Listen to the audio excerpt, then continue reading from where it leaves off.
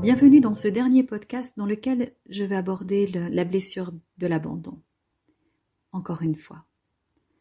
Nous avons vu que cette blessure peut se manifester de différentes façons et l'une d'elles est l'abandon de soi-même. C'est sur ce sujet que je vais insister aujourd'hui. Alors comment s'abandonner soi-même ? Eh bien, cela peut se traduire par une difficulté à aller jusqu'au bout des choses, à être persévérant dans ses projets.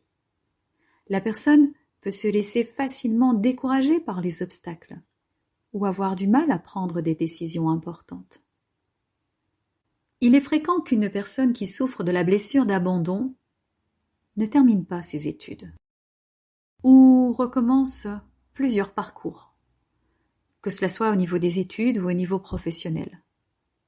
Elle abandonne avant même de réussir parce que le risque d'échouer est trop important. Donc pour elle, il vaut mieux qu'elle garde le contrôle en abandonnant avant de subir l'échec. Et ce sera la même chose au niveau des relations sentimentales ou des relations amicales. Dès que l'abandon pointe le bout de son nez, on va dire ça comme ça, eh bien celui qui souffre de la blessure de l'abandon peut avoir tendance à partir en premier, à abandonner sans donner d'explication. Il abandonne la relation, il n'abandonne pas l'autre, il abandonne la relation, la situation en fait, qui risque de le faire souffrir. Ou alors, il a un comportement différent qui sera de manipuler, de se placer en victime en tant que dépendant affectif. Là, on est dans un autre cas de figure qui peut se retrouver aussi dans les comportements de quelqu'un qui souffre de la blessure d'abandon. Mais je reviens vraiment à cette thématique qui est de s'abandonner soi-même, de s'abandonner aux autres. Parce que cette blessure se manifeste par un comportement qui consiste aussi à s'abandonner aux autres. C'est-à-dire, la personne peut avoir une grande difficulté à dire non, à poser ses limites, à se faire respecter. Elle est en constante quête de reconnaissance, de validation, parce qu'elle a peur d'être abandonnée. Donc elle dira oui quasiment à tout. Et en agissant ainsi, elle s'abandonne elle-même, puisqu'elle néglige ses propres besoins et ses propres émotions. Elle s'oublie elle-même. Ces comportements amènent la personne à avoir des relations toxiques ou à se mettre en danger. Et aussi en se laissant porter par des addictions, comme on en a parlé lors du podcast précédent. Pour aider une personne souffrant de la blessure de l'abandon, il est important de l'aider à se reconnecter avec elle-même, à se respecter, d'abord, à prendre soin d'elle-même.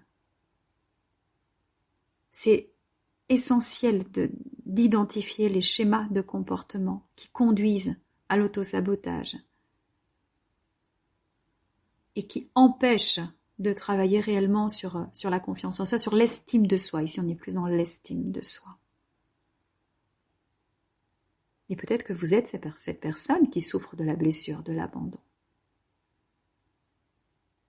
Et vous savez que la blessure de l'abandon peut avoir des conséquences dévastatrices dans votre vie. Il est possible de la soigner. Déjà, en ayant conscience de tout ce qu'elle induit comme comportement, comme mécanisme de défense. Voilà, je pourrais en dire plus sur cette blessure d'abandon, mais je pense que c'est déjà pas mal comme information. Il y a de nombreux ouvrages sur le sujet. Mon objectif était de vous donner quelques pistes de réflexion. Peut-être qu'un jour il y aura un atelier sur le sujet. En attendant, il y a une retraite qui est prévue, même si cette retraite est exclusivement réservée aux femmes pour l'instant, puisque je l'anime avec 2 autres personnes et on a décidé d'en faire un cercle de femmes en fait. Mais on verra à l'avenir avec Marie-Christine ce qui se prépare, ce qui viendra en fonction de vos retours aussi. En attendant, je vous retrouve pour la méditation soin de ce jeudi, et puis pour ceux qui ne pourront pas y assister, eh bien sachez qu'elle sera mise en vente dès le lendemain sous format MP3 à télécharger et vous l'aurez ainsi à vie. Je vous remercie de m'avoir écouté. Je vous dis à bientôt pour une prochaine blessure. Merci. Au revoir.